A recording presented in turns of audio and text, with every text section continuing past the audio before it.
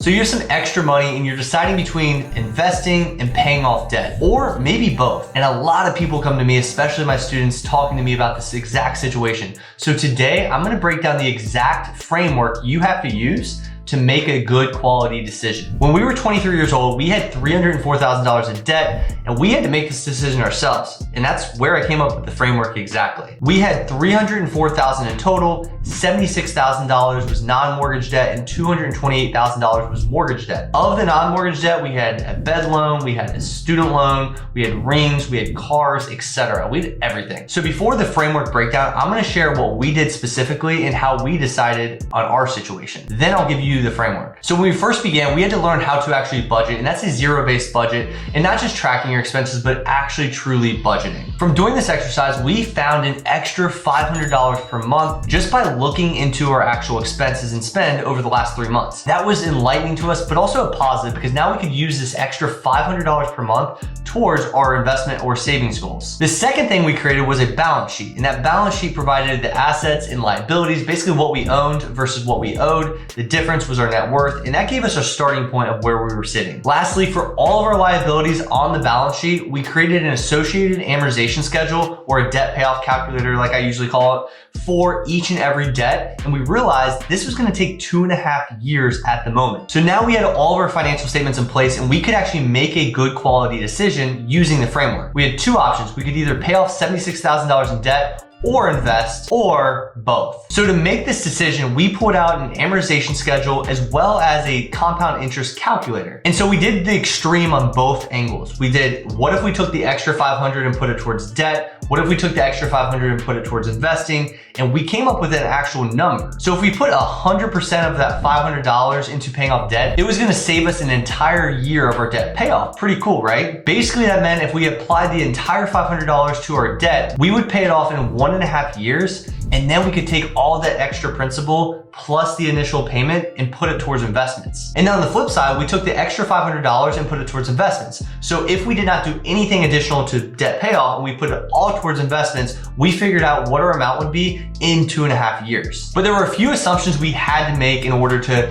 assume or make a prediction of what the outcomes would be. Number one was the beginning amount, and this came straight from our balance sheet. So the amount that our investments actually had currently amongst all of them. And number two was asset percent return. So this was assumed to be 8% returns. Now, we cannot predict the market. We don't know the future, but historically the S&P 500 has returned 10%. But what's crazy about it is while the average has been 10%, 6 of the last 95 years, the market return actually fell within 8 to 12% in any given year. So most of the time it's outside of that, but the average comes back to 10%, and we're gonna be conservative and use 8%. Number three was contribution amount, or the $500 that we referred to. And number four was the duration. So it was 2.5 years in our specific situation. So if we applied the entire $500 towards our debt payments, we were gonna shave off an entire year, meaning it would take us 1.5 years.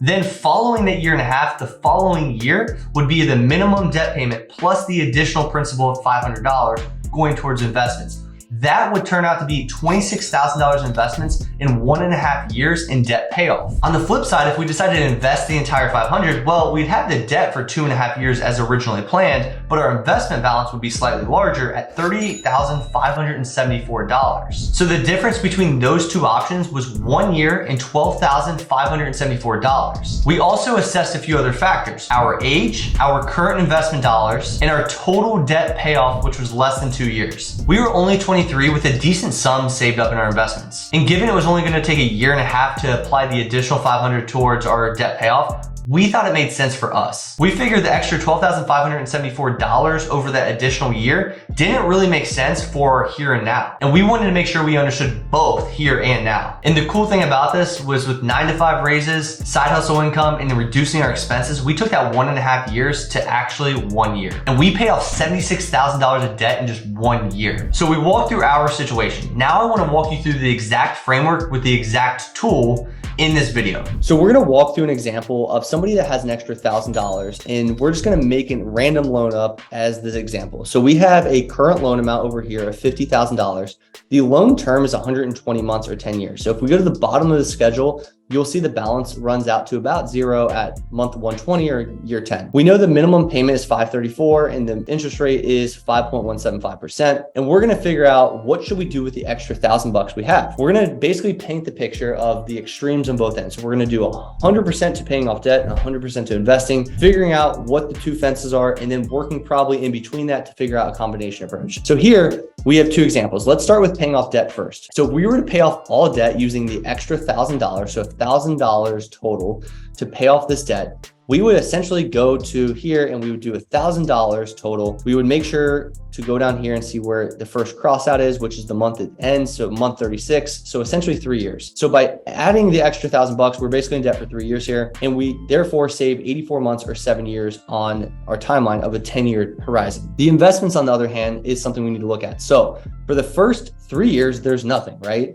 So therefore the last 7, we have the initial minimum monthly payment plus the additional principal payment. And we have the extra $500, which is the invest portion on this other example. So therefore we have an entire number of $1,534 we can apply to our situation over 7 years. We're gonna plug and play here. So filling in the compound interest schedule, it's pretty simple. We'll go ahead and hit calculate and we'll get our number of $164,250. And we'll put that here. So we know we're in debt for 3 years in this situation. We're having investments at the end of 10 years of $164,000. So on the flip side, if we did the whole entire $1,000 towards investing, but we paid the minimum payment the entire time on the debt, we would be in debt for 10 years. And then if you go over here, we would do, remember, 1,000, because that's the extra portion, and we would do it for the full 10 years at 8%, and we would calculate this, and it would be $173,838. And that's what we have here. So the difference is 7 years and about $10,000, as you can see the difference between 173 and 164. Now we have our answer. We have extreme number 1, extreme number 2. Do we like either, first off? And then secondly, if we don't, how can we kind of get fancy with this to do a combination approach? And that's what I'm gonna do next. So our combination approach is taking this $1,000 and splitting it to 500 and 500. So instead of 1,000 up here, we put 500. And therefore, for the first 55 months, as you can see right here, we are paying the extra 500 plus the 534, which is right here, 1,034 total towards our debt. This is gonna take us 4.5 years, meaning it's gonna save us 5.5 years. So for the first 4.5 years, we're basically going to only be investing $500. So for 4.5 year span over here, we are only investing at 8% for 4.5 years, $500. We calculate that, and that's about 31,039. So that's our starting point, 31,039 in 4.5 years. And then starting in year, let's call it 4.5, 5, at the end of the debt payoff, essentially, we're gonna take the minimum payment over here, plus the additional principal, plus the investing portion that's already been happening, and apply it towards all investing. So now we have 1,534 available to us, and we're gonna do that for the next 5.5 years. At 8%, and we're gonna see what our number comes out to be. It's 168,651. So now we have these numbers down here. So therefore, we know all 3 situations. We know if we go extreme, we know if we do one of the examples of combination approach. Now, you don't always have to do a 50-50 split. You can do 70-30, whatever the case may be. Plug and play until your heart's content, essentially here. But this is a very, very good framework to understand in 10 years, here are your outcomes. In debt for 3 years at 165,000 roughly. This situation, in debt for 10 years, 173,000, 174 roughly. And then in debt for 4.5 years, and you are $168,000 at the end of the 10 years. This gives you a very good framework to operate when it's not an emotional decision. We finally get to decide, okay, here are 3 options. What makes most sense? What has the biggest benefit for my life? And so it's not always just a math equation. Not to mention there are assumptions built into this framework, and therefore you have to be careful that not every assumption is going to come true. You may or may not get the 8% that we assumed here. However, that's our best guess that we can use 10 years before it actually happens. So I hope this framework helps you a ton. Make sure that you plug and play your specific numbers. You can recreate exactly this chart, recreate everything that we went through for your specific situation, and then let me know what you feel about this.